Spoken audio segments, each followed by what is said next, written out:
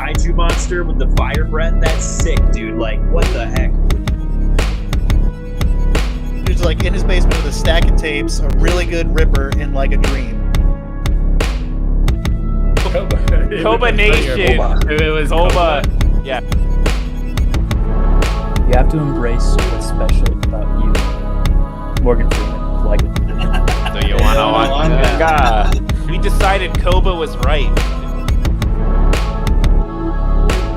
Which was just, I mean, fantastic.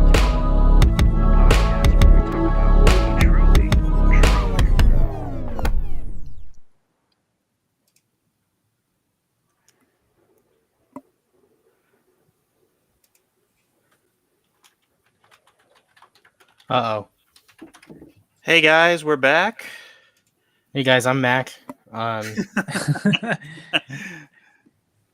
Talking about what I truly want to talk about. Yeah, we guys tonight we're talking about what we truly want. As you know, what we do around here. Some technical difficulties, real quick with Cam. He'll be back in a second. He will jump back in a second. Guys, how's everyone's week been? Well, you know, it's one day's hot, one day's 80 degrees, the next day's cold. Then Log sends you a video and it's snowing. Yep, and, got about 3 inches. It's that time of the year. Can you guys today hear me? 60 degrees. Yes, Cam, we can hear you. Sorry about that. What in the world? Crazy You're stuff. good. Guys, You're good. You're back. We're back. Off. How's everybody doing? Good. I just We're asked. Oh, okay, good. Guys, we're back with the beautiful pod tonight. I've got some truly amazing boys with me tonight. We're on a ship tonight. We're coasting the unknown of cinema tonight. We're talking about some unknown things, some crazy new stuff. I'm your host, Mac. Let's break it down tonight. We got some Mickey 17. We got some Daredevil Born Again, episode 4 breakdowns for you guys. We're going to be talking about James Bond. We're going to be talking about Spider-Man 4. Some crazy castings, but let's jump into it. I got some boys. I got Dave, the VHS Oracle himself. Dave, any wild VHS finds this week? I've been buying way too much. I've been getting some good lots, so we'll see if they pan out. But just to update everyone on the Barney tape, I got 2 offers. One was for $20, which I declined instantly, but another one was for $250, and I almost accepted, but I'm holding out for a little more than that. So nice. That's awesome, Wayne. We've got some guests tonight, but of course we've got Jacob Stall Naked himself, the cinema sage. Jake, how's it going? It's going well. I'm excited to. I'm actually really excited to talk about James Bond because I'm very very hot about what's happening with that. Oh, he's hot. Okay. He's hot. Hot about it. I'm hot about it. Hot news, hot takes. Hopefully. We've also got Log Jun Hu himself, the Photoshop Phantom. Log, how's it going? It's going well. It's going well. Thanks for being on, dude. He's all the way out in Colorado, going That's crazy. Right. We've also got another guest tonight, Micah E17 himself, our financial wizard. How's it going, Micah? Thanks for being on. Excited to be back. I dug through the archives. The last time I was on the webinar seminar was March 8th, which was about 377 days ago. Wow. Whoa. I was gonna ask if you remembered what the last episode you were on was, because I don't, but it's been a little while. But fun fact, an episode was recorded from my basement 11 days ago. So figure that one out. Dang. Well, guys, we got a lot to talk about, but Jacob, you have a story for us tonight. Is that true? Oh, not a story as much as I just wanted to talk a little bit about Severance. I think I might be the only one on the pod who's been watching it. But Severance season 2 has been going on for about, I guess, a handful of weeks now. Probably, I think there's 10 episodes in the season, so that's probably what we're coming up on. If you've never heard of the show, it's about people who work for a very secretive, very powerful company, and they are job, which means they have a chip in their brain which separates their work lives and their home lives. While they're at work, they can't remember anything about who they are on the outside, and while they're on the outside, they don't know what they do at work. And it's all about conspiracies around this company and what they're doing, how it presents itself as so we're here for you. And then there's all sorts of reveals throughout the show that I won't even begin to touch because the reveals are incredible about how they're really, really not a good company. Truly not a good truly not a good company. And there's a lot of it's a really weird show. I mean, the company is almost like a cult. It's kind of like a company town where everyone in the town is kind of almost like a part of this cult. They own everything. Everything is branded with the company. It's really interesting. And it's the show is a big mystery box kind of thing where you just have questions upon questions upon questions upon questions with seemingly no answers in sight. But this season, they've taken a lot of time to answer your questions from season one and raise even more interesting questions, presumably for the future. It doesn't feel like tomorrow is going to be the series finale, but it feels like the end of a story arc that they teased and introduced in the first season, which has just been incredibly thrilling. Like I said, I'm going to play really, really coy with details because this is a show that you can't know spoilers for. I mean, I think it's fine if you do, but the way they perfectly time the reveals really elicits a huge response from you. Me and Sarah during the season one finale. The season one finale is one of the best episodes of any TV show I've ever seen, which is the show as a whole is good, but that one episode is just stand out for the fact that well, if you watch the show, this is a very light, not too much of a spoiler. The show only follows the outside version of the main character played by Adam Scott, and the season one finale is the introduction of the outside versions of all the other characters that you meet. And that's how they spun into season two. And interesting. And so you know all about these people on the inside. Obviously, you know Mark on the inside and on the outside. But at the end of season one, you get to meet everybody else and who they really are. And it's shocking, some of the stuff that you learn about them and characters that you thought you knew. And so they've expanded on those kind of moral questions in season two. What is, one person is like this and one person is like this. Are they the same person? Because they're not. It's just really, really interesting stuff. And I just needed to share something about it because they teed up another seemingly fantastic finale for tomorrow.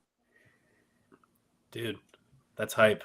Also, I'm kind of mad at Amazon about this.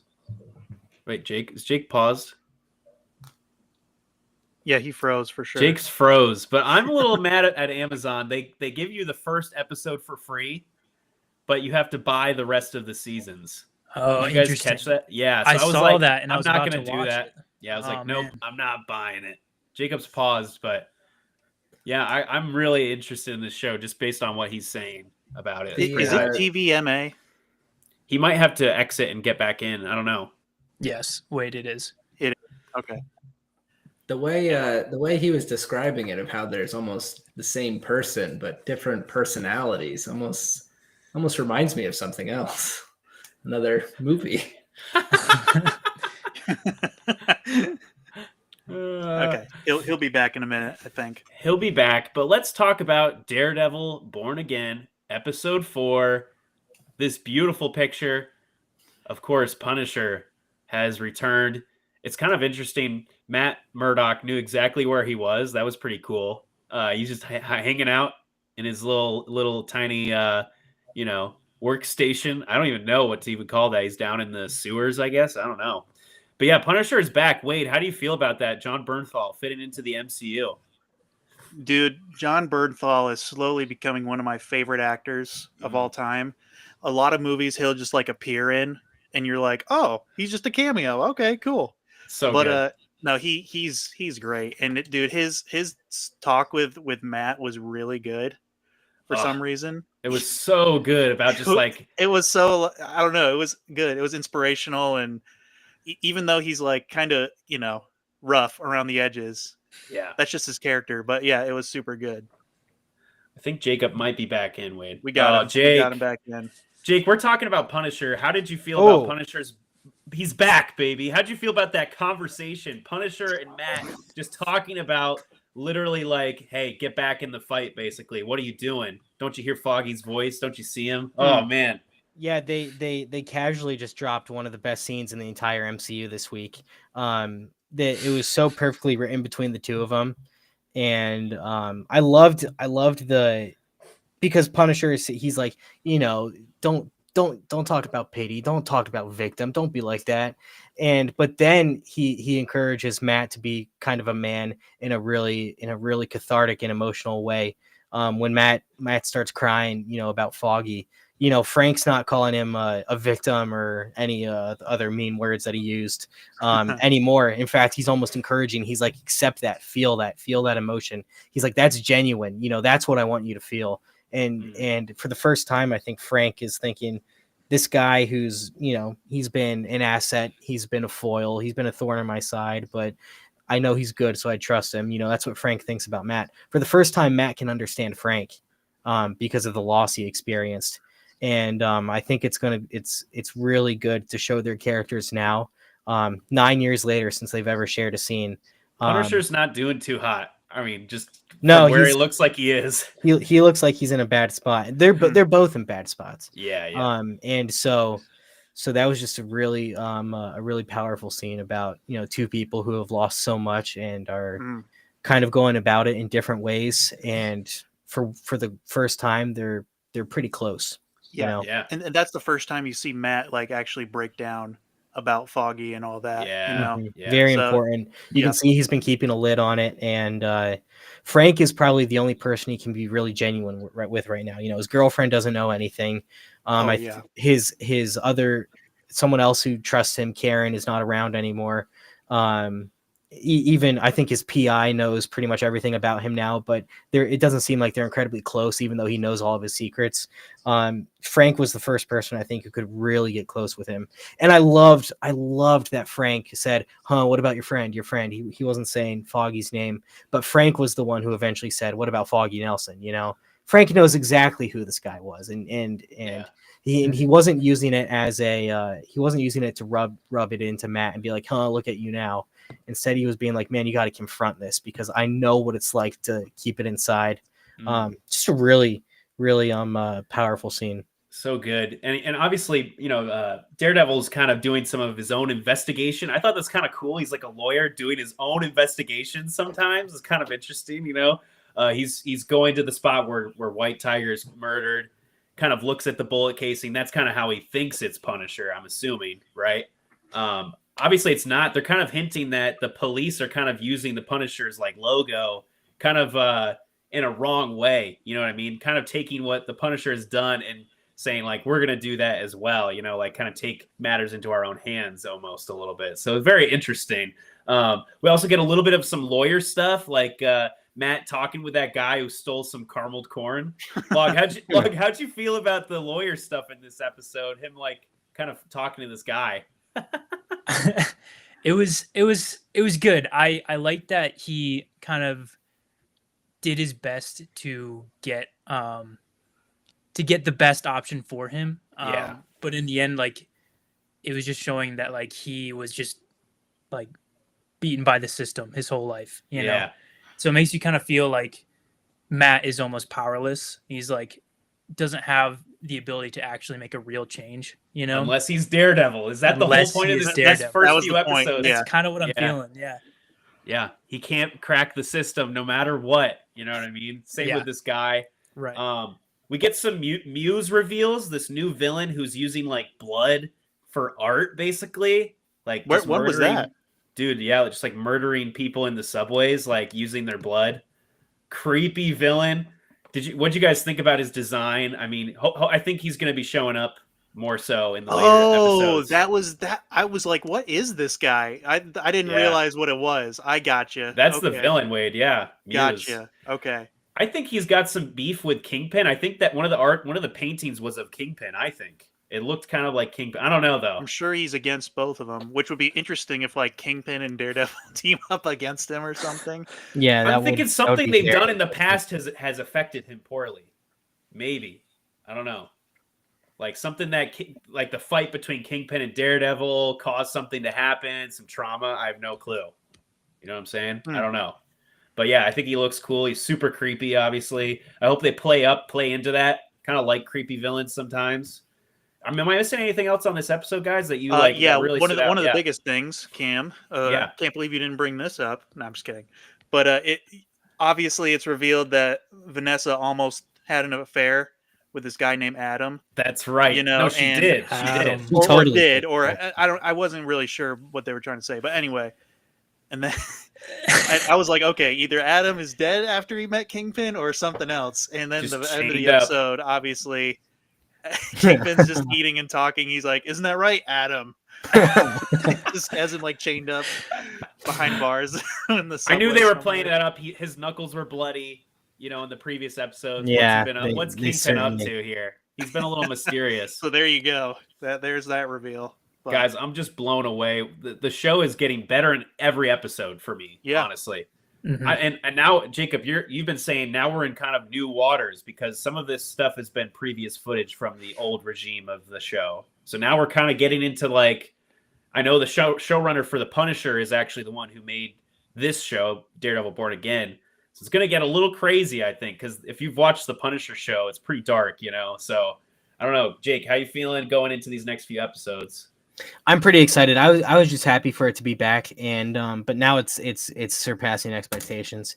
I'm really happy. I think I said this last week that they added the stuff in the beginning so that we can actually enjoy these episodes without complaining about the fact that it's all messed up.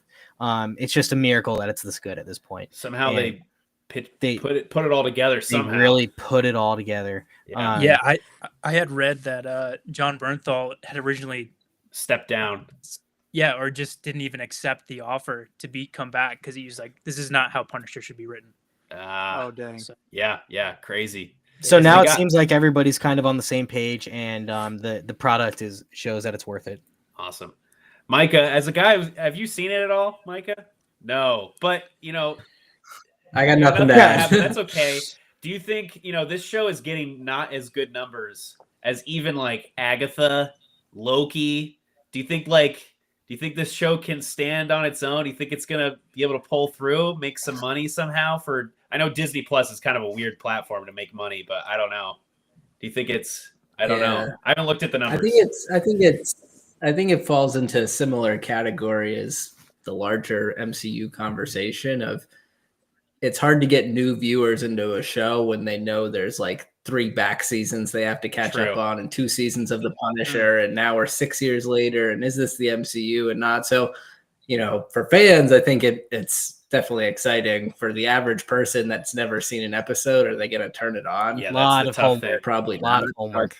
Yeah, a lot of homework. Yeah, so I think that's the challenge with it is the audience, everyone that subscribes to Disney Plus, or is it the, however many people subset that actually watched it in the first place. That are willing to watch a TVMA and have seen everything before it and all that. So your demographic keeps shrinking and shrinking.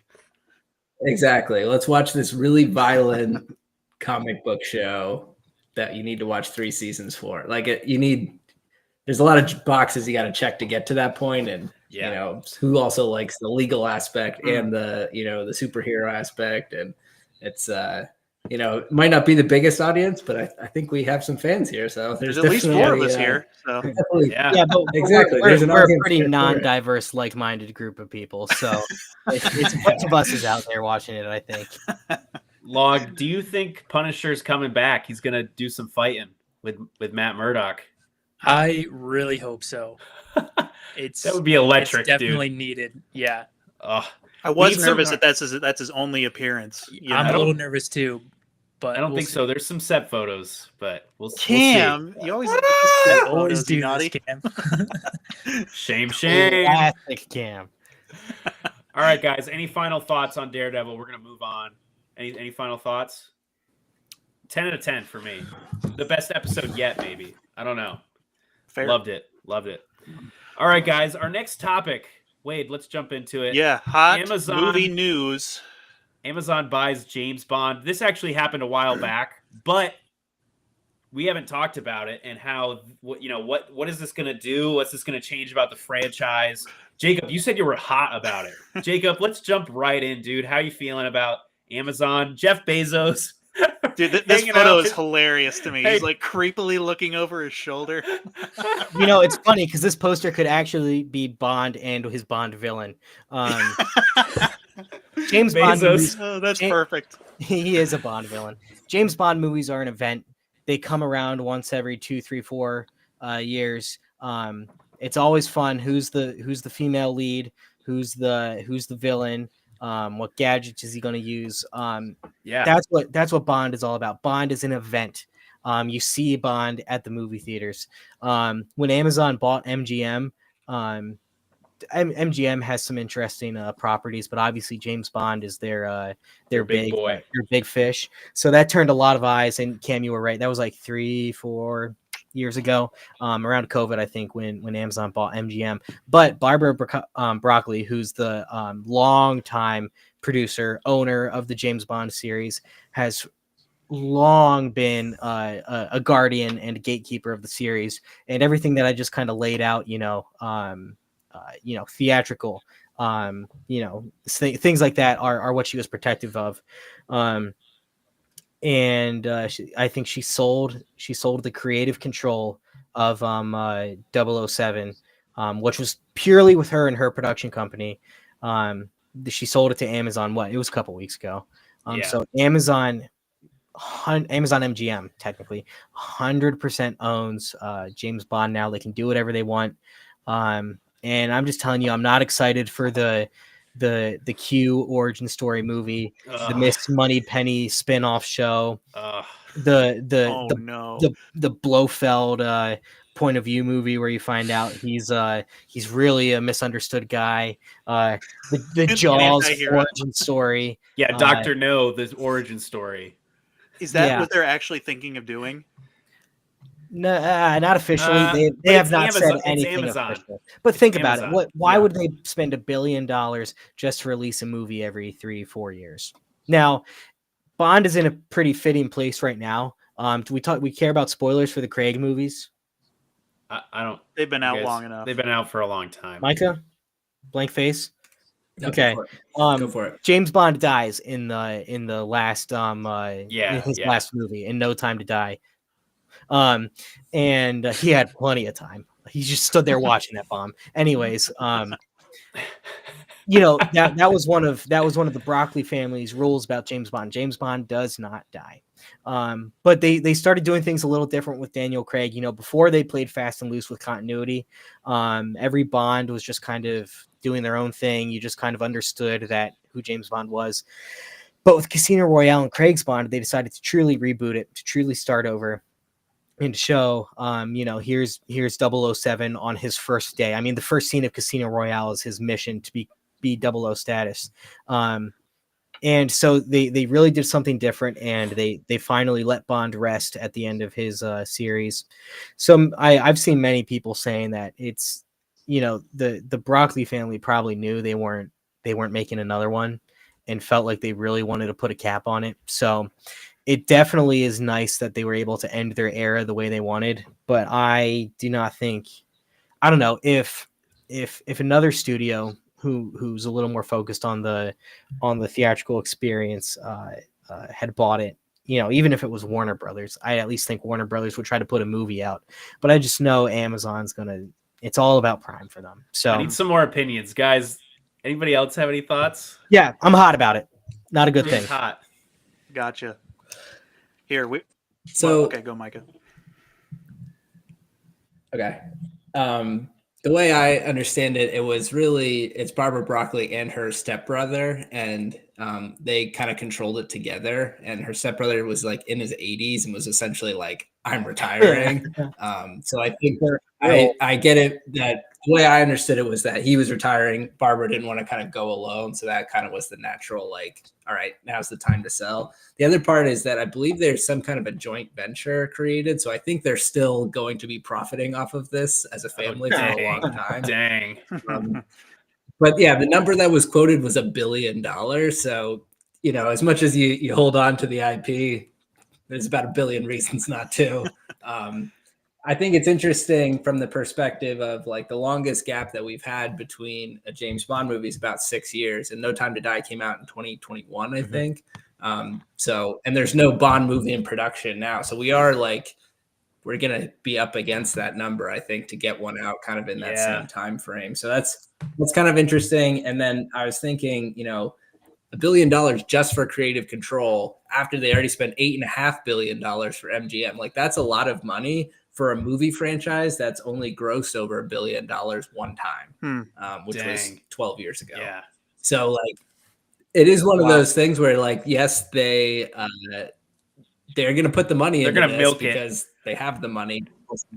It is a little like Lord of the Rings where it's like, this doesn't ever actually make sense. We're going to make a show and you can kind of, come on and watch it. But the only thing I would say is that, Amazon has put a lot of time and effort into the guy with the gun stuff with like the Reacher and the Terminal List shows and things like that. So maybe there's a case of they're not going to look to reinvent the wheel. And maybe they are kind of looking for that, more traditional audience.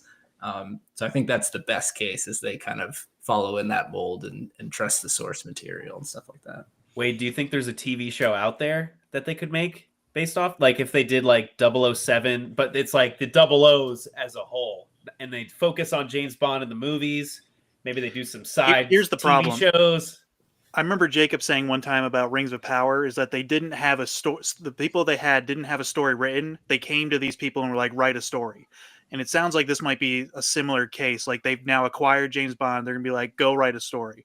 It's like, can they write a good show based on James Bond? I mean, if you get the right writer, maybe, but I don't know. That's the thing. Why would they do shows though? Like the movies I feel like are where the money's at, right? I don't know. Even movies though, I feel like you got to have a good, intriguing story before you green light a movie. They can come up with a new idea, I guess, but I don't know. Yeah, to be fair, a Bond movie is probably the most formulaic thing you can write. But that's why it's fun to have talented writers put their own spin on it. Yeah, I don't know if there's a show. Dude, I want more content. I want a Bond cinematic universe. I want video games. I want a cartoon. I want Log. How you feeling about this? Do you even care about James Bond, Log? I don't know your opinion on it. I haven't seen a lot of them. I've seen a few of them, so I don't have a hugely strong opinion. However, you did mention video games, and I only could think of the classic N64 007 GoldenEye. Bring that game back, remaster it. Remaster it, please. That game is amazing. All right, we got a few comments real quick. Let's jump into it. Maybe we need to cast Jeff Bezos as the next Lex Luthor. I agree. Fits the bill. But also a Bond villain would be pretty good. All right, and then Sam Spencer says, might be a hot take, but I want Idris Elba to play the new James Bond. I can see that. It is. He's not British. It is kind of wild to think. It is kind of wild to think about that Craig has been James Bond for almost 20 years now. Like I remember it kind of being a big deal, but I was also 10, so it's like not that big of a deal. It'll be interesting to see how that whole thing kind of plays out, if they go with kind of a known commodity or if it'll be like a no name when Disney picked Tom Holland to be Spider-Man. It's like, who's that? It'll be interesting to see what they do there. Which the tough thing, Amazon did release a statement saying James Bond will be British and a male. Like that. Okay, so that's good. Only going to cast a British guy. Yeah. So I think Idris Elba's not a Brit. I think he's Welsh. Keep it the same. I mean, that's what's done well for years. I don't know, but I think he would be good. Sean Connery is Scottish, so yeah, true. As long as he's from the United Kingdom, on the Isles, one of them islands. All right, guys. Any final thoughts on this? Let's move on. Let's move on. We're gonna jump into some crazy freaking casting rumors. Crazy stuff. These are rumors, guys. This is not like confirmed things. The only thing that is confirmed is this one, that Sadie Sink will be in Spider-Man 4. They're filming it this summer. Actually, I think they're filming in April, maybe April or this summer. Spider-Man 4. We don't know who she's gonna be. Guys, what do you think of this casting? I have a good guess. What, Wade? Red hair. Young woman. Spider-Man movie. But we do also already have an MJ Watson in the MCU, which is my only. Yeah, that's true. This. She'll be Mary Jane. Could be a multiverse. Could be multiverse. Is there a Gwen Stacy in the? That'd be funny if she's just Gwen Stacy. There's no Gwen Stacy. Maybe she dyes her hair. Some people Maybe she doesn't dye her Some hair. people are talking like what the Super Friends, Spider-Man's first cartoon. Oh yeah, Firestar. Firestar. So that could be interesting if they did the Super Friends. I don't know. But yeah, guys, Super Friends. you The guys Super Friends. You obviously know her from Stranger Things, right? She's from Stranger Things. You know she's a pretty good actress. Yeah. How do you feel about this? You excited to see Spider-Man 4? I don't even know the plot. I'm just happy to get some news, man. I want new Tom Holland Spider-Man. Is it coming out next year? Next year, I think. Yeah, it's on the. No, actually, we don't really know when, but it's being filmed. So it's directed by Destin Daniel Cretton, the guy who directed Shang-Chi. So I really like Shang-Chi, so I think he'll do a good job, at least with the action. They got to step up the action, I feel like. It's like Spider-Man shouldn't be like Mr. Tech Bro, Mr. Iron Man Jr. He's got to be on his own, fighting hand-to-hand combat. Maybe she's a villain. We don't know. She could be Black Cat. I don't know. I have no clue. Quick plug, I did finish Friendly Neighborhood Spider-Man, all 10 episodes. Ooh. Yeah, and it's fun. It's a fun movie, or fun show. I mean, yeah. Oh, nice. Villains are pretty good. That's awesome. Let's jump into the next one, Wade. This one I have some hot takes about. Tom Cruise as Jor-El in the Superman movie, Mission Krypton. He's running. He's on Krypton. It's about to explode. Krypton's exploding. He's like running. He's running is so funny. That's so true. This is No, not. He's on a motorcycle. See this? Yeah, maybe he's on a motorcycle. This one's not confirmed. Over like the ashes of Krypton, he's like riding a motorcycle. Yeah, jumping across the building. Good. That'd be so funny. I'm all for this, 100%. I think this would be so cool. I would want to see a whole like scene just like in Man of Steel. Like he's got to like do something, some sort of mission. I would love to see that. I think it'd be so cool. I love it. I don't know. How do you guys feel about this? Pretty interesting casting. Kind of unusual for Tom Cruise to take a role like that. That's true. Supporting. Yeah, a little cameo. So, yeah, interesting. I don't know. It's just a rumor, though, right? It's just a rumor. Yeah, we're talking about it like it's real, and I hope it's going to be someone different. Well, if you think about the past Jor-Els, I mean, Marlon Brando, Russell Crowe, two like crazy, amazing pretty actors. good lineage. So it's a pretty cool lineage. Yeah. If you think about it, I don't know. Log, what do you think? Would it be cool? Yeah, I mean, I'm all for it. I mean, it would be interesting to see Tom Cruise in that role, but I mean, he is getting older, so I mean, he might be just doing less action things, which he still could do a lot of action. You never know in this movie. He could just show up, say a few cool lines, and then get blown up. Yeah, exactly. He's a lot shorter than David Cornsweet. That's also true. That's kind of my first thought as well. It's like he's just going to be this 5'8" guy. Elijah, you're a Cruise Is head. Tom Cruise allowed to die on screen? Ooh, yeah. Have we ever seen that? Is he allowed to be a father? No, Mike is right. That's Mike hilarious. is right. That's like a real rumor. Like he doesn't take roles where he dies. Like that's a thing. No, he died like 1,000 times in Edge of Tomorrow. That's different. That's true. That's Not, different. he still won in the end. But he lived in the end. I think I know the Rock and Vin Diesel had in their contracts they can't lose a fist fight. What? Tom Cruise might not be. Wow. Oh my word, that's crazy. Just like in real life, vampire blood. I'm excited. I hope this is true. We don't have any confirmation of who's Jor-El. We know who Pa Kent is. Jake, did you see who Pa Kent is? No. It's the guy who shoots Carl in Walking Dead. Oh, Otis? It's Otis. It's that actor is Pa Kent. It's confirmed by James Gunn. Huh. I don't even know that guy's name. He's a good actor, I think. Yeah. I think it could be good. He didn't make it long in Walking Dead. No, he did not. But yeah, so that is, I mean, he is uppity ups with Warner Brothers, with David Zaslav, their buddies apparently. Tom Cruise met with David Zaslav about Warner Brothers, so I could see this being a potential. I don't know. So pretty cool. Let's jump into the next one. Real quick, dude. We got Any a bunch of comments. Let's get through these real quick. Andrew Garfield is James Bond. No. That'd be interesting. That's good. Okay, Sam says, I think she's playing Spider-Woman. This is probably talking about Sadie Sink. Not necessarily a multiverse version, but they could treat her like Miles Morales and have him mentor her. Oh, that would be kind of cool. Yeah, she could be Spider-Woman. I could see that. The one with the red and white suit, I think that is, right? Jessica Drew. I don't know if, yeah. Scientologists never die. Ashley. Yeah. I mean, real. Yeah. Final one. Tom Cruise dies in that movie where Jamie Foxx played a Oh, Collateral. Oh, Good movie. Yeah, Collateral. He's also a villain yeah. in that movie. Which is kind of crazy. Yeah, that was like 20 years ago. You know, His maybe times it's have been changed. Yeah. maybe He became a Yeah. Scientologist, and now he doesn't die. Fair. All right, let's Yeah. jump to the next one. All right. Daniel Craig as the uncle from Narnia. We know Greta Gerwig is making a Narnia movie for Netflix. She just did Barbie. She's hot right now in the movie world. So we got this Narnia movie coming out. Daniel Craig. This is confirmed, I think, actually, though, right? This is confirmed casting. Well, it's funny because at first we had it, or the rumor was he was going to be Aslan, and I just think that would have been so weird. That was the initial rumor, but then it was confirmed he's the uncle. So, yeah. How do you guys feel about this? I'm not really on board yet. Ooh. I like Greta Gerwig and I like the Chronicles of Narnia. It's an odd pairing. It is, yeah. To me, that is an odd pairing. If she's adapting it straight, I think it's going to be fantastic. But her movies usually have a bit of an edge of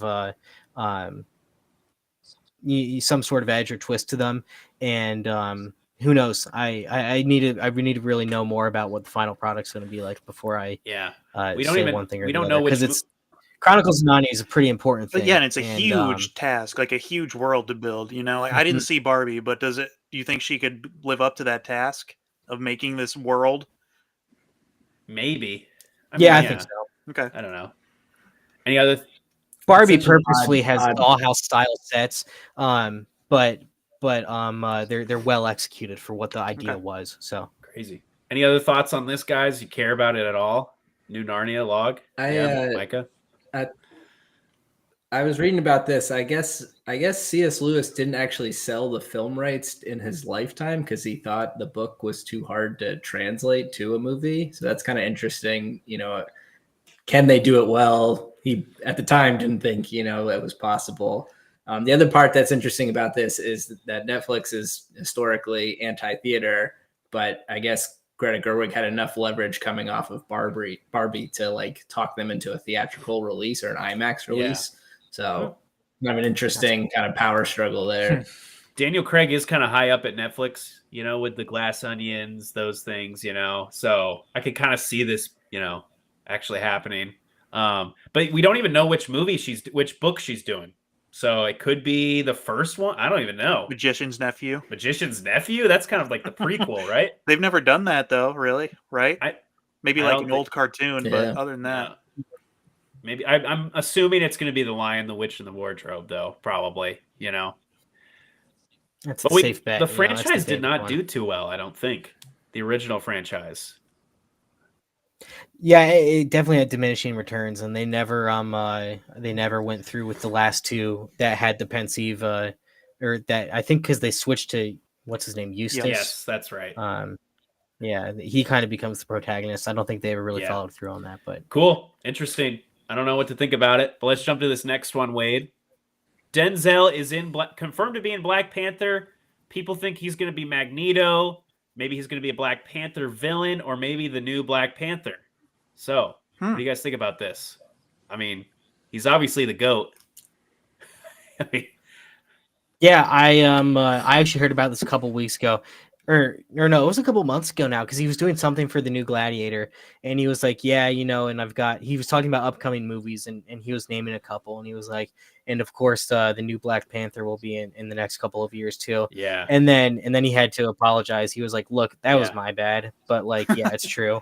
I think he's totally a villain. I don't think they're gonna I think he's gonna be a one and done. Yeah, he is retiring soon, right? Probably. Yeah, so I don't think he's going to be Magneto so either, but now, I think that would be cool. I do like the idea of the Rwandan genocide version of Magneto, since the Holocaust is so far in our past now that Magneto would have to have some sort of aging thing added to his character. But yeah, I think he's just going to play one-off villain, which he'll probably eat up. I mean, he's the GOAT. So, any other thoughts, guys? Denzel in the MCU.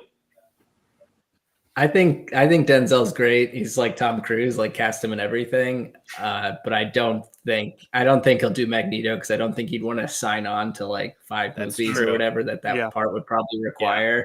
The other thing is he's 70 years old. Ian McKellen was like in his late 50s, I think, when he first played Magneto. That's crazy. So. He looked so old. I know. He looked like an old man. Man. Log, any thoughts? Yeah. Denzel, the GOAT. No, approved. Wait, I have one more that I don't have an image of. Okay. Do we have any comments, or are we good to go? We do have one that was referring to. Let's jump at it. Narnia. We need to stop redoing iconic movies and need to just start making new stuff. Time to stop piggybacking off of others and get creative. Yeah, I kind of agree with that. Things have already been done. Like, why are we doing it again? But maybe they can do it better. I don't know. It's hard. I really like the first Lion Witch in the Wardrobe. Mickey 17. I like that movie. Yeah, I was about to say Mickey 17. That's Mickey 17's it's original. Perfect segue. Well, we actually got a few more things. Last quick. one. Colin Farrell rumored to be playing Sergeant Rock. Wait, sorry. No, it's okay. That's a spoiler for later. Which is interesting because it's a DCU movie, and he's already the Penguin in the Matt Reeves universe. I guess it's separate. But this is an interesting one. How do you guys feel about this? Colin Farrell as Sergeant Rock. This is like another DCU movie. Who's Sergeant Rock, dude? I don't know. It's a DC's version of like Captain America: First Avenger, basically. So this wasn't in the James Gunn slate? No, it's not. But this is a movie that's happening, directed by Michael DeLuca. Okay. Yeah. Very weird. I thought I would just throw that one in there. I'm kind of I don't know what to say. That's just weird. I don't think Colin Farrell will do it. I don't know. Maybe I don't know anything about Sergeant Rock. At least when he's the Penguin, he doesn't look like himself, so it won't be too confusing. All right, yeah. So that's kind of interesting. I don't know. Anybody else? Any last thoughts on that, guys? No. What's the casting you're most excited for? For me, Tom Cruise, Jor-El. I want that to happen. Anybody else? What's your most anticipated casting? Or do you not care? Tom Cruise. Cool. Tom Cruise would be cool. All right. Let's move on. Christopher Nolan's Odyssey. We have some images, guys, to talk through here. This is Christopher Nolan's next movie after Oppenheimer, his hit movie, Oscar-winning movie. This is based off of the Odyssey, the book, obviously, with Odysseus, played by Matt Damon. Yes. Here he is. How do you guys feel about the look? Looks pretty sweet. I'm a big Matt Damon fan. Only thing is he's got to be saved in it. You know, it's like that's the running thing. Save Matt Damon. Yeah. Save him at all costs. Yeah, Matt Damon's, just a staple of movies of the past 30 years. I think he is really great. He always sounds the same, but he really does bring a bit of nuance to everything. So I'm excited for him. He's the lead in a Nolan movie. That's pretty crazy. Yeah. I think it's funny. I think he had said he's retired too, and I think he's like, one thing is like, if Christopher Nolan ever asks me to do something again, I'll do it. I think Oppenheimer was supposed to be his soft retirement, and then Christopher Nolan asked him to star in his next movie. Apparently, his wife was kind of like, "Are you kidding me?" They said something about that, but no, this is going to be a cool project. Wait, show the next picture because this is the entire cast, I believe. So this is insane. Robert Pattinson, Anne Hathaway, Charlize Theron, Tom Holland, Zendaya, John Bernthal, Matt Damon. And the list goes on and on, guys. Dude, that top row, that's pretty good. This is good. Top row. I'm hyped for this movie. Yeah, that's it. That's who's who right now. That's for sure. Could this be like an Interstellar meets Gladiator? I don't know. Like some sort. It's going to be mythological. I heard that the Cyclops is going to be in this. Like it's just going to be like Lord of the Rings level, maybe, but just a one and done. I don't know. How do you guys feel about any other thoughts? Well, the Odyssey, the structure of the poem itself fits Nolan's style because it's told a little out of order. English class, don't fail me. But I think he's trapped somewhere, and then he retells the story of how he got there, and then he gets free, and then he goes home, and then has to compete. Or there's people competing for his wife's hand, and he has to prove himself as himself. So it's kind of already told a little out of order in the original poem. So I think that's kind of right up Nolan's storytelling alley, where he tells World War II out of order. So yeah. And I mean, Pattinson's in there. He's hot right now, obviously. Yeah. Hopefully, there's 18 of them in there. Yeah, hopefully we get 8. Pattinson said this is his movie before filming Batman 2, so that's very interesting because they're filming this currently. Wait, I think there's more images as well. There is more. Yeah. So we got Tom Holland and John Bernthal. John Bernthal rocking a new look. Dude, yes. Bald. And, they look so good. I like it. I think this looks cool. I think we got one more image, right, Wade? Yep. And like a boat with Tom Holland hanging out with a guy. Goodness, and dude. you got Christopher Nolan just hanging out there with his scarf, his life preserver. He's having a great time making movies. I don't know, Micah, you're kind of a Nolan head. How do you feel about this movie? Yeah, I think he's Nolan's earned that credibility where it's kind of like he puts something out and you trust him and you go and you see what it is. And sometimes it's great and sometimes it's Tenet and I don't really understand it, but yeah. I'm still there. So, nice. Oppenheimer wasn't for me, but people loved it. So, I'll show up for this one. I'll be interested to see how it goes. Sweet. Any final thoughts, guys? Wade, we have some comments, I think. Yeah, I'll pop a few up here. I think that when Christopher Nolan retires, I think people will say that The Odyssey is his greatest work. I have very high hope for this movie, says Sam Spencer. That would be crazy that this is his greatest work. I mean, every movie is like killer that he releases. I don't know. I have to say, it's funny because Interstellar wasn't his most lauded movie on release. I mean, the Dark Knight literally changed the rules of the Oscars. They added more Best Picture nominees because people were so upset that the Dark Knight didn't get a nomination because it was truly one of, if not the best movie of that year. And then Inception, I don't know, he got 6, 7, 8 nominations, including Best Picture. I mean, there's a lot of critically lauded stuff there. And then Interstellar was kind of quiet with the awards. Obviously, it got great reviews, but it didn't quite hit there. Yeah, that seems to be the movie that's really taken a hold on our generation. So I'm pretty excited to think about a potential retrospective like Sam just brought up. What could it be like?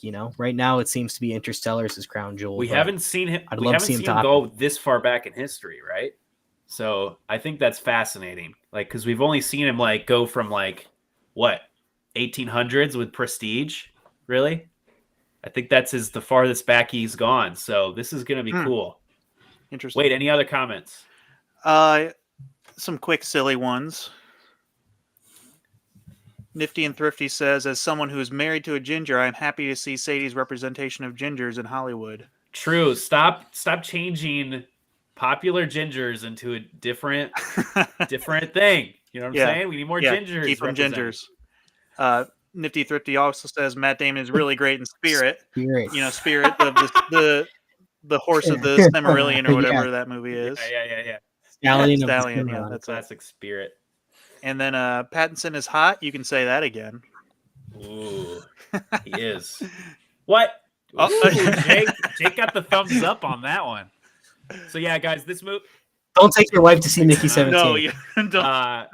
She'll love I'm it. hyped for this, the Odyssey. I think it's going to be good. I mean, Nolan hasn't let me down yet, except for Tenet. I didn't really understand Tenet, but I like Tenet as a vibe, but I don't understand it, but that's okay.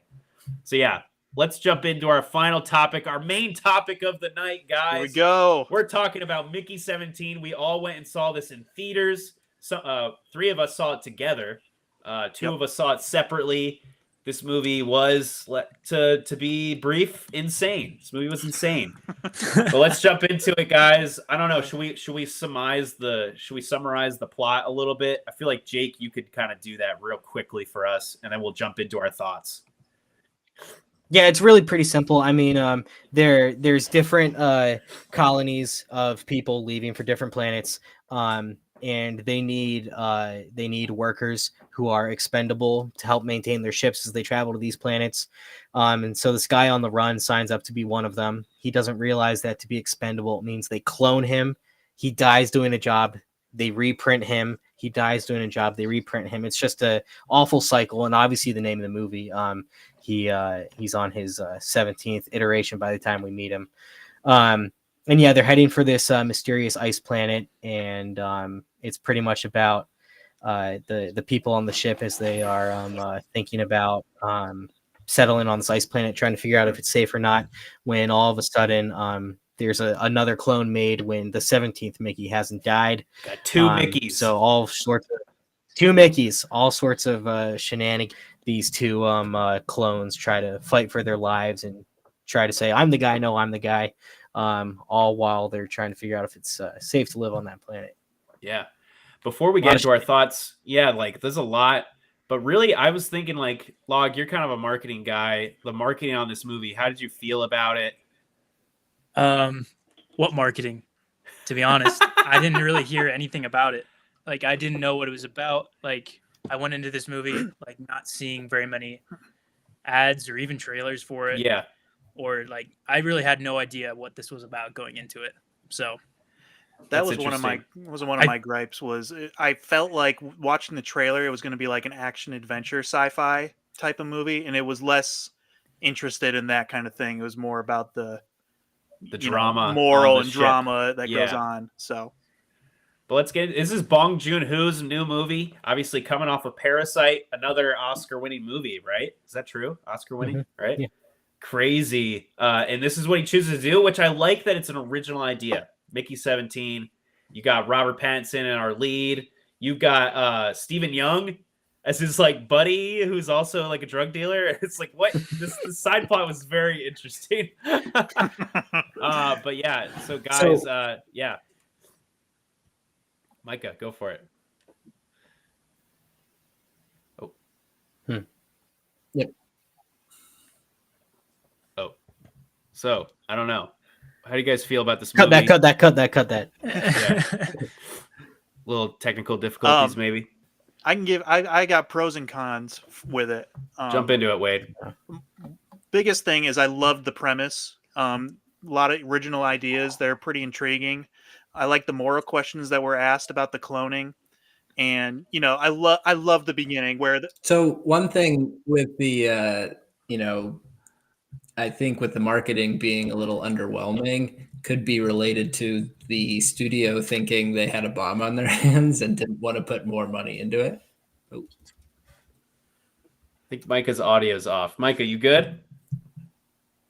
Micah, clap once, and we'll see when you clap.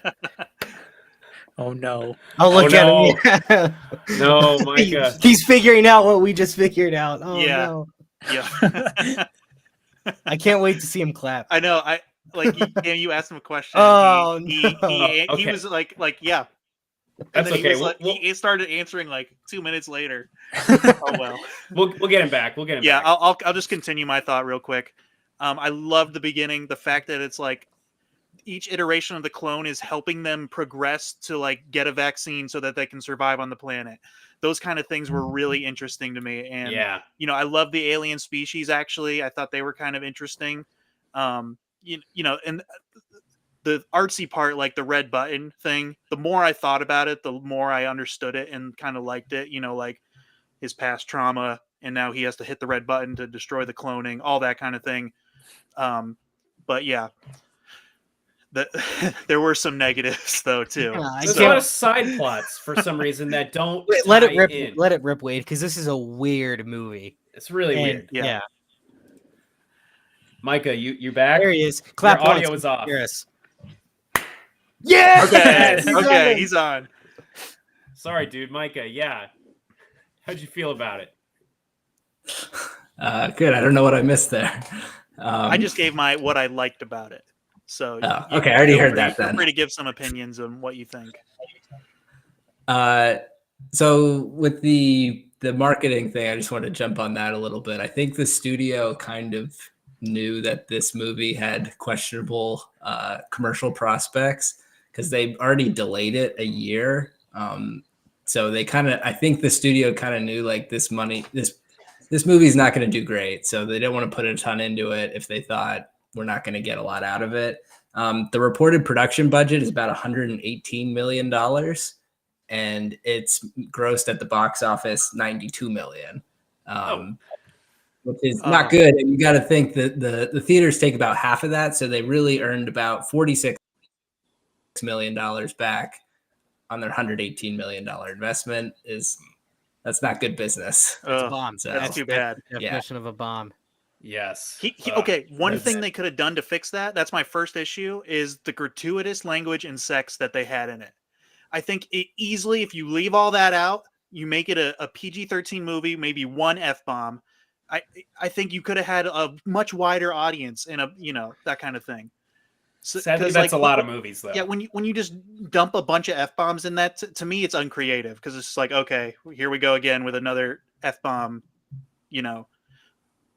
And by the nature of that too, it takes it up that rating level to R, and that you're right, that makes the idea of being able to share the movie or recommend the movie, that cuts a ton of audience out. I mean, just on the fact that they won't let somebody in, like if you're right, Wade, if there was less of that content in there, and the movie is still the same, you can take a 15-year-old to see it. Mm-hmm. It feels like a blockbuster that's like, it feels like a small movie disguised as a blockbuster. You know what I'm saying? It's just like tricking the audience. It looks beautiful. The movie looks awesome. You know what I mean? Like the CGI is incredible. Like the ship stuff.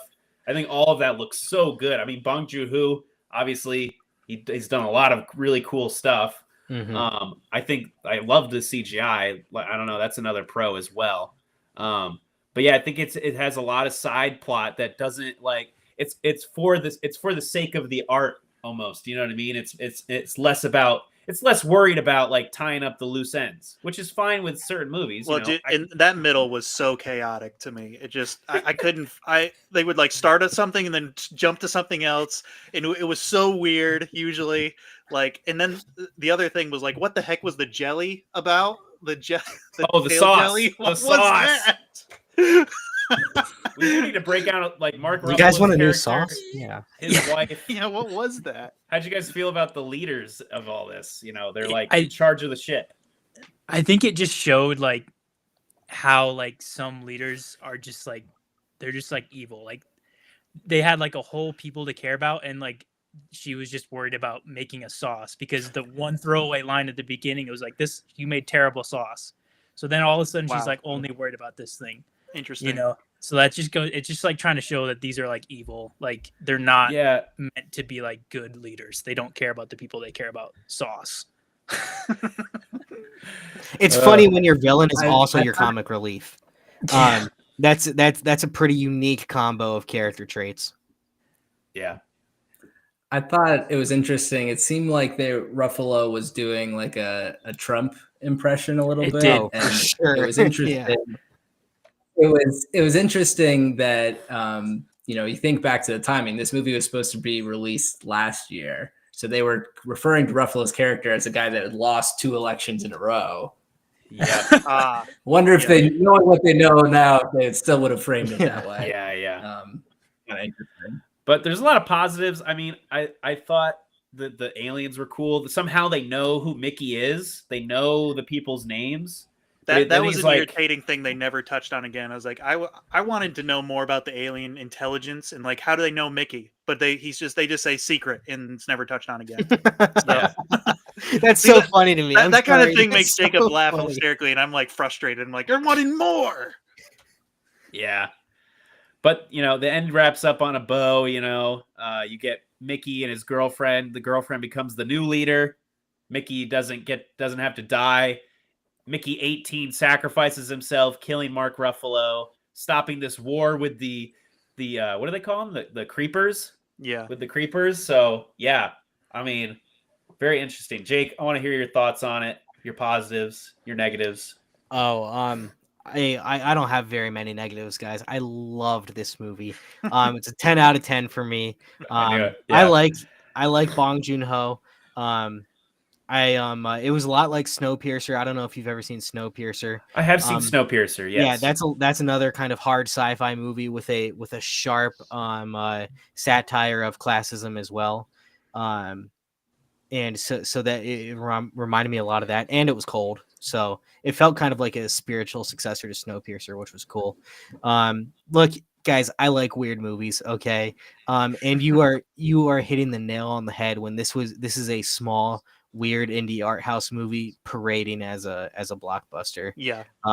It has no interest in trying to make people line up at the theater to go see it, obviously, because they're not. And I'm not sure I really blame them. This is not a type of movie for everybody, but I don't know. I was laughing. I love the acting. Robert Pattinson is incredible. Being able to change his voice so easily is just that's a talent. I mean, that's very good. That very good true linguist. Talent. Yes. Mm-hmm. You could tell the different personalities between the two. He does the Batman voice. Did you kind of catch that too? I totally caught that one. For 18, the first time he talked, I was like, yeah, oh no, it's just Batman. I guess you can only have so many. It is cool though, because he does play those two different characters, and like, as you know, as the movie goes on, they're so distinct, and yet you're rooting for both of them at the same time, which does just kind of speak to his like magnetism, I guess, that you're kind of rooting for him, even though they're even fighting with each other. Yeah. He's definitely I'm a big fan of movies where the weird creatures are kind of the good guys. So that really just made me kind of happy. I loved the creepers. I thought they were really cool. I don't know. It hit everything I kind of look for in a weird movie, and I wish I don't think it's the kind of thing you can market easy. That's why Log's right. They didn't. And it's not the kind of thing you can get butts in seats to see because it's weird. I like that it found me, but it's not going to resonate with many people. It's a weird movie, and I don't think I would recommend it to many people either, because they'd probably call me crazy. Yeah, Jacob, about halfway through, Cam leans over to me in the theater and is like, how are we going to pod about this? It's like, how are we going to talk about this? But there's a lot to talk about. You can definitely tell it was based on a book because the middle of the movie really does meander a bit throughout their ship. There's a lot of, like you guys are saying, non sequiturs and subplots that kind of don't go anywhere. I kind of liked it because it felt kind of lived in. That whole these people have been on a ship for years. Of course, there's just going to be weird nothings, but when the movie's approaching 2.5 hours, do you cut some of those subplots? Maybe. But yeah, I really loved it. But boy, what a weird movie. Let's get into some of the side plots that didn't go anywhere. I think one of them is got to be like the other girl, the second girl, who's just like, I want Mickey 18. Let's trade. I want, and then that's it. That's never talked about again. Which that's it. Honestly, I was thankful for because that was going to get really weird really fast. What are some other side plots that just never went anywhere? I'm trying to think. Obviously, the whole sauce thing plays into the reason they want to kill the creepers, but really they don't expand on why. I mean, sure, it was just because she was spurned about the sauce in the beginning, but yeah, it was such an odd motivation. Like I was laughing about the creepers too. It makes me laugh, but it really is not that important. The villains could have just been like, no, we want to take him out because we want to live here, and it would have served the same narrative purpose. I'm trying to think. Is there any other? There's like the nightmare where I thought it was the plot. I was very confused by the nightmare at the end. Yeah, the whole ending was a little like, because they kind of closed down the Friends storyline of like, they caught him, but he got off because and then it's like, we'll just wrap that one up. And then it's like, here's this dream sequence that isn't very clear that it's a dream sequence. Mark Ruffalo being reprinted by the wife. And then she's got a bucket of sauce, which is actually like blood. And she's like, taste it. And he's like, no, I don't want to. And she's like, why don't you want to taste it? Oh, never mind. You're the worst anyway. You're terrible. It's like, what is this? It would have made more sense if he had dreams throughout the movie, but there was That was the only dream in the whole movie. It's the very end, which is really random. I'm just having crazy dreams these days. That's all it said. It's like, what? Oh, it's so funny. I didn't know if that was kind of saying. I thought it was interesting. Yeah, it was interesting too how like his girlfriend is like sort of supposed to be like the moral character, like she's standing up for the aliens, but then kind of throughout the movie, it's like showing her kind of abusing her power, like on the ship as the security guard. Like I thought she was trying to be kind of. She was all over the place. evil. I think that was kind of the point. She's a ridiculous person. We haven't even talked about Stephen Young. Like, his character is so random. The very beginning, the reason why Mickey has to get on the ship is because Stephen Young has gotten him into this terrible situation. Robert Pattinson just wanted to make macarons. Yeah, he just wanted to make macaroons. And Stephen Young was like, yeah, and we borrowed from a loan shark. Yeah. I loved his shirt, like, macaroons are not a sin or whatever. It's like, what? And then, like, throughout the thing, I guess Stephen Young becomes a pilot, gets on the same ship. He's still kind of bad. He's like dealing drugs on the ship, but the loan shark is still after him on the space exploration. The exploration 4 years in, and then somehow he ends up killing the guy who's like massive that comes after him. Which is just dude, he's got Glenn in his blood, so from Walking Dead, who survived a lot of crazy things. I did think his character was funny, like the beginning where it's like, "Hey, Mickey, what?" Like he's like, "Oh man, I'm just gonna let you die." Like when they're on the ice planet. I thought that was funny. Like there's some funny stuff with this movie. Honestly, like I was laughing at the beginning. No, I was laughing too. It was like the perfect mix of comedy with interesting sci-fi at the beginning. Yeah, I don't know. I have an interesting take. I went to this movie with some friends from work. And I work in like a cubicle area, just like big flat space cubicle, and I worked with my buddy I went to this movie with my buddy who works right next to me. He's been there for a couple of years at my job. And he goes in and he comes out. He's like, I loved this movie because it was too relatable. He's like, Mickey is me. He's like, every day I go to work and I do meaningless tasks. And then I wake up in the morning and I do meaningless tasks again. And it's like, I'm just this expendable guy. Anybody else could do this work, but I'm the one that has to do it. He's like, the cloning chamber is my cubicle. Oh, no. What? Dude, you got to stay away from this guy. Yeah, I'm going to see movies with this guy. Man, it was just funny that he just compared it. He's just like, I am Mickey. That's funny. Oh, man. Am I missing anything on this movie, guys? Is there any other side plots I'm missing? One sad thing to me is just like the way like kind of the writing was like, Mickey keeps being asked, what does it feel like to die? And usually he's like doesn't answer, but then finally he does answer, and his answer is like depressing to me. Because it's scary. Like, I'm scared. Yeah, exactly. Without like any kind of hope. And they imply that each Mickey had their own personality, so they really were dying, and the one reprinted is not necessarily the same person. Yeah. So it's like they're afraid to die, because they're not. They have the same memories, but they're without any kind of hope.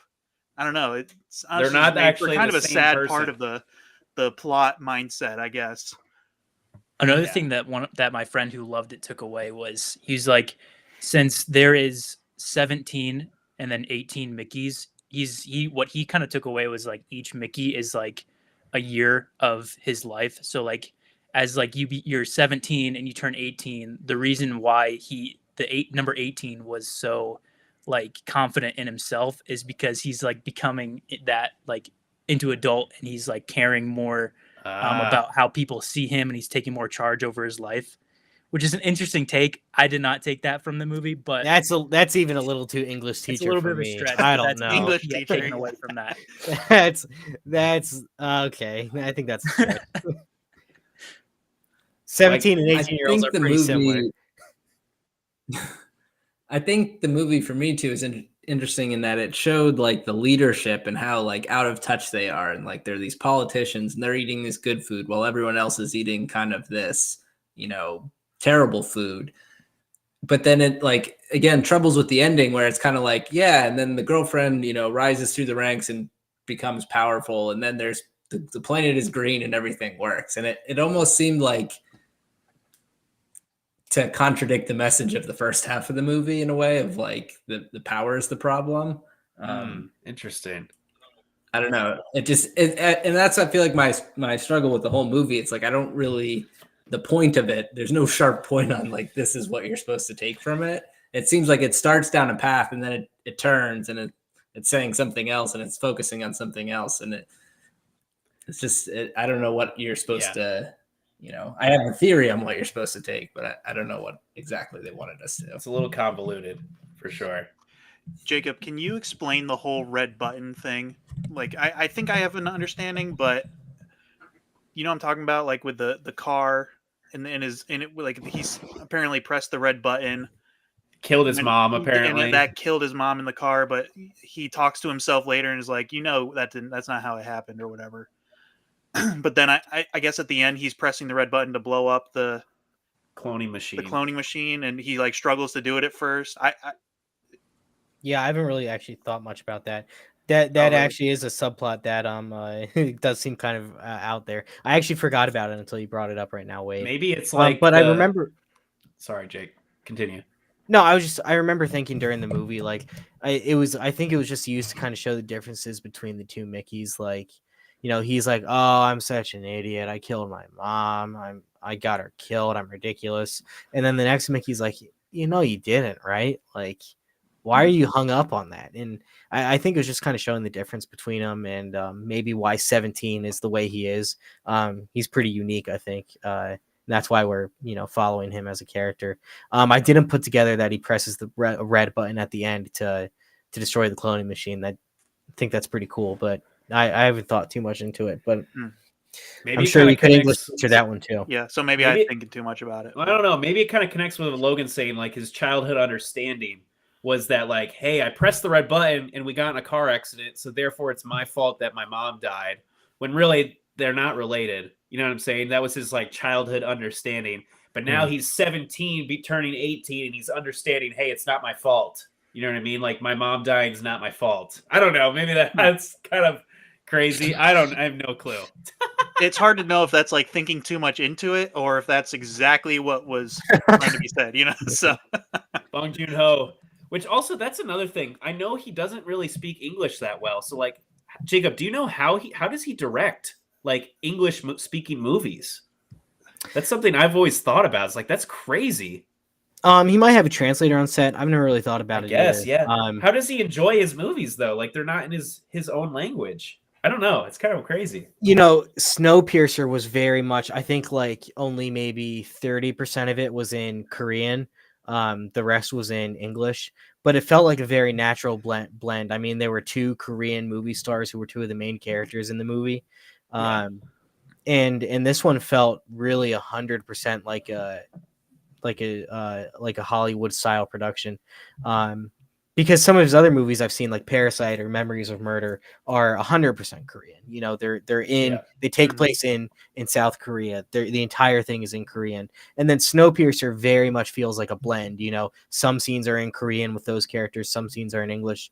And so that felt kind of like a natural extension to me. But yeah, I wonder.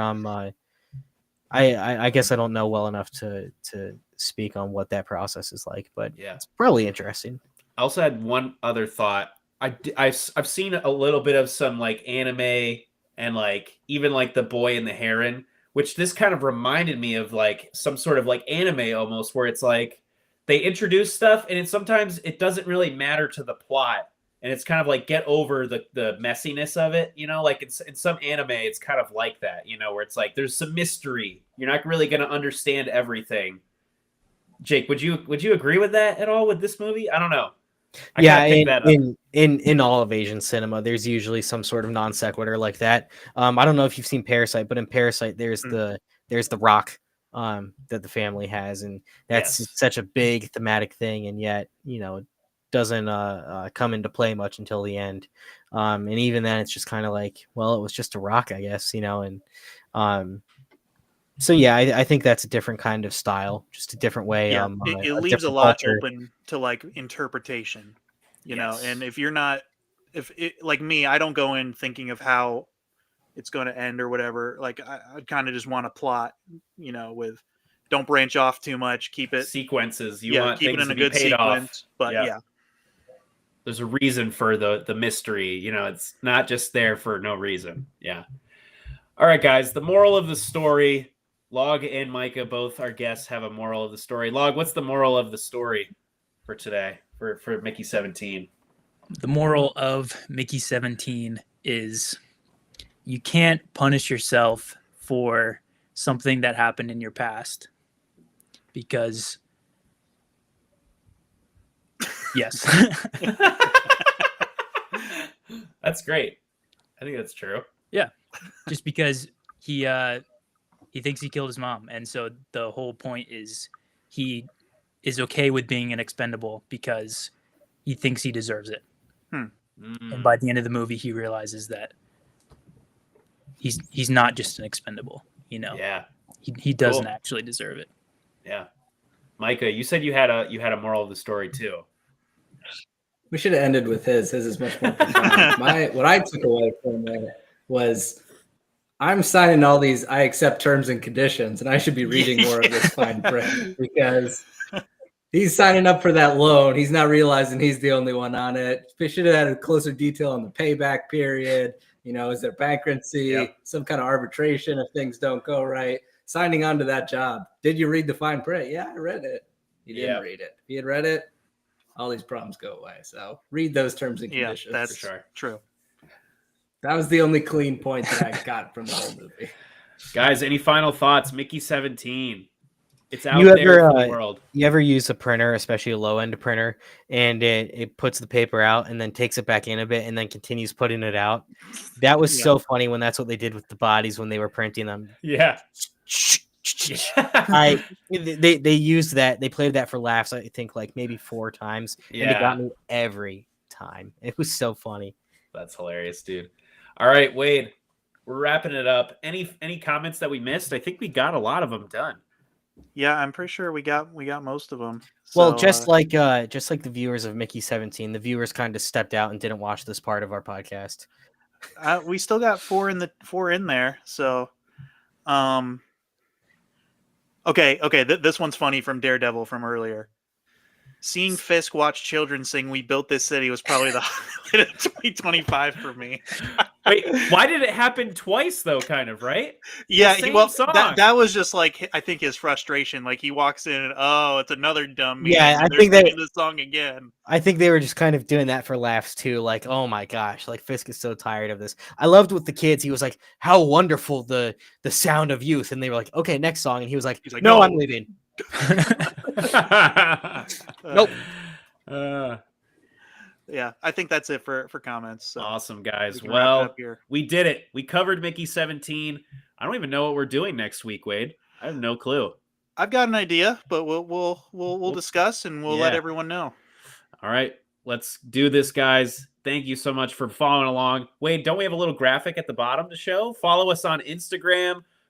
Email us, subscribe to our YouTube channel. We appreciate you guys so much. We've been getting a lot of views, so we're very excited for the future of Webinar Seminar. Wade, any final little plugs for our stuff? If you're an average viewer, I would not watch Mickey 17. We'll say that. Yeah. All right, guys, we did it. Peace out.